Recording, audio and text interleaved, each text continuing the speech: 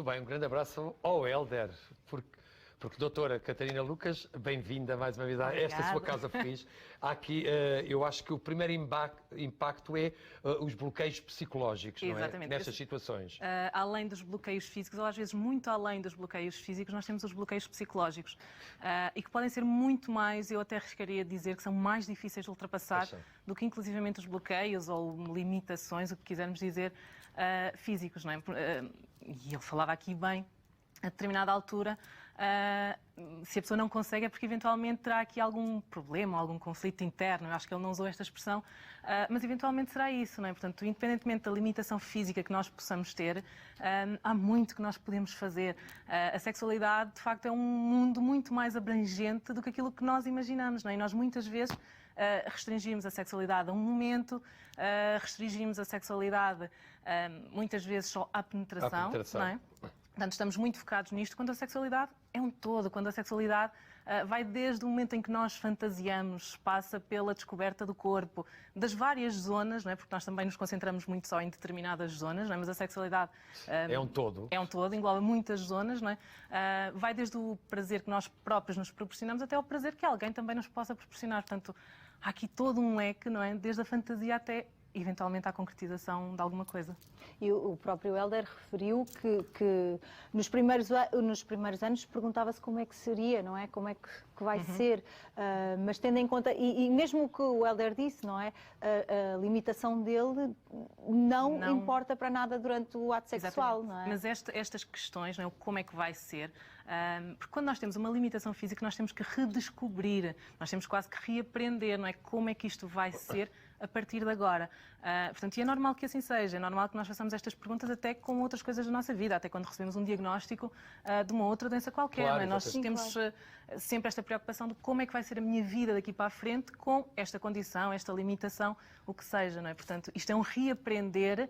Sendo que, desculpe interrompê-lo, doutora Faz Catarina. mal, João. Sendo que, no caso aqui do Hélder, há aqui uma preocupação dupla, porque ele não tem só que se desbloquear a ele próprio, como também a outra pessoa, porque outra pessoa também pode não estar preparada para esta situação.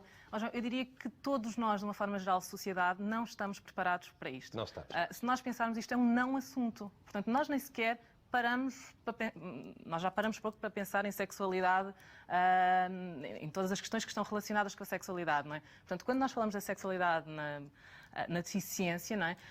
Nós olhamos para isto quase como um não tema, isto não existe, é como se não existisse. Portanto, todos nós, sociedade, de uma forma geral, estamos pouco preparados para falar sobre isto. Fugimos sempre a estes assuntos. Fugimos a estes assuntos, exatamente, nós fugimos a isto. Portanto, quando somos confrontados, é-nos difícil, não é? É difícil ao outro perceber também como é que isto funcionará com uma pessoa que tem este tipo de limitação, por exemplo, como o Hélder tem, não é? Portanto, se até para nós é difícil de perceber como é que eu vou funcionar, como é que vai ser com a minha limitação, para o outro é igualmente difícil, não é? Portanto, isto é uma redescoberta, primeiro individual, e antes de ser uma descoberta partilhada com alguém, é uma descoberta individual. Há aqui uma questão que se põe, eu penso nisso, que é, nós às vezes estes temas tabu, normalmente ninguém fala deles, ninguém quer falar, é mais fácil ignorar, é mais fácil fingir que não vemos. É isso mesmo. A questão é que qualquer um de nós, perfeitamente saudável, pode ter uma limitação destas a partir em algum momento da vida, não é? Como aconteceu com o Hélder. E nesse momento, se realmente houvesse uma cultura diferente para abordar este tipo de assuntos, todos nós, se calhar, estaríamos mais preparados para lidar com estas situações. Claro que sim. E este é um trabalho que está agora a começar, não é? Nós estamos até a começar a tentar mudar a própria forma como nós falamos disto, não como uma deficiência, mas sim como diversidade funcional. Portanto, nós começamos agora até a mudar a própria terminologia, até a mudar o peso que nós colocamos nisto. Portanto, nós de facto olhamos para isto como se fosse uma limitação. E claro, obviamente as limitações vão desde as leves às graves, como é lógico, não é? Mas nós temos logo tendência a conotar como uma coisa muito negativa. Mas isto será só uma outra forma de funcionar, não é? Não funcionamos da forma como a sociedade à partida imagina, mas funcionamos de uma outra qualquer que nós criamos, que nós imaginamos, que nós idealizamos. E essa descoberta, não é? De quando existe uma limitação, essa tal descoberta de novas sensações, de novas formas, pode até ter um efeito muito positivo, não é? Diana, há pessoas que dizem exatamente isso. Descobri uma pessoa que eu não conhecia, descobri zonas do meu corpo e sensações que eu não conhecia, porque nós estamos tão formatados ao convencional, não é? Àquilo que é suposto, que nós muitas vezes nos esquecemos de tudo aquilo que nós poderíamos usufruir e que não usufruímos, não é? Que às vezes é preciso que haja algum tipo de contratempo na nossa vida para nós ponderarmos outras possibilidades, outras formas, não é? Neste caso concreto de obtenção de prazer e de concretização da sexualidade. Porque uma pessoa com uma limitação não é uma pessoa que não tem sexualidade, não é uma pessoa que não tem desejo. Portanto, isto é uma ideia que às vezes nós criamos que não é real. E limitações todos temos. Certo, e limitações todos temos. Todos temos. E começamos exatamente esta conversa por aí, não é? Desde as limitações físicas até às psicológicas. E as barreiras psicológicas às vezes são enormes. Mas isto é mesmo inspirador, eu acho que é motivacional. Portanto, ele falava, aquilo que nós estamos a dizer há bocadinho, este redescobrir, é uma vida nova, não é? Foi aquilo eu nasci outra vez. Eu nasci outra vez, exatamente. Portanto, e isto é muito engraçado. Portanto, e ele diz-nos mesmo, dá-nos esta esperança de, sim, há vida além disto. Portanto, isto não nos limita desta forma, não nos limita totalmente, não é? Portanto, explorem, procurem. Portanto, há muito a fazer. Nós podemos ser felizes, nós podemos sentir o prazer. Portanto, isto é fantástico. Mas segundo a sua experiência enquanto profissional da mente, as pessoas falam muito sobre estas questões sexuais? De uma forma global, não. Não, pois. Não. E aqui mesmo se não falarmos em limitação ou a deficiência, o que quer que seja, de uma forma global, não. Mesmo quando nos chegam a consulta de psicologia ou de sexologia com este intuito, é muito difícil das pessoas chegarem lá onde efetivamente querem chegar ou àquilo que é de facto o problema, às voltas. Né? Nós, obviamente, muitas vezes nós facilitamos esse processo, né? Nós facilitamos a comunicação da pessoa para que a pessoa nos consiga transmitir aquilo que sente, aquilo que é o problema. Vergonha, não é? Culturalmente, há muita vergonha de falar sobre este assunto. Às vezes nós temos mesmo que questionar diretamente. Imaginem, por exemplo, uma terapia de casal, onde isto não é falado por iniciativa, por exemplo, do casal, e onde nós muitas vezes temos que, de facto, trazer este tema para cima da mesa e às vezes era aquilo que faltava. Portanto, de facto, era aquilo que ainda não se tinha falado e que, se calhar, muitas vezes é o real motivo para eles estarem ali, mas não conseguiram colocar. Portanto, todo o tema da sexualidade é ainda muito difícil de se falar. E é difícil de falar não só porque é tabu, não é? Mas é difícil porque é muito íntimo. Isto é a nossa intimidade, portanto, é a nossa esfera de privacidade, se calhar das coisas mais íntimas e privadas que nós temos. Claro. E tudo o que é íntimo e privado é muito difícil de partilhar. Doutora Catarina, aqui no caso, são dois casos felizes neste sentido, não é? Tanto o Manuel como o Hélder têm a sua sexualidade, lidam bem com isso, e adaptaram-se muito bem. Agora, há casos em que isso não acontece. Portanto, aqui, estes casos são uma inspiração para muitos outros. Aqui eles fizeram um processo de aceitação da condição deles, que é muitas vezes o que falta.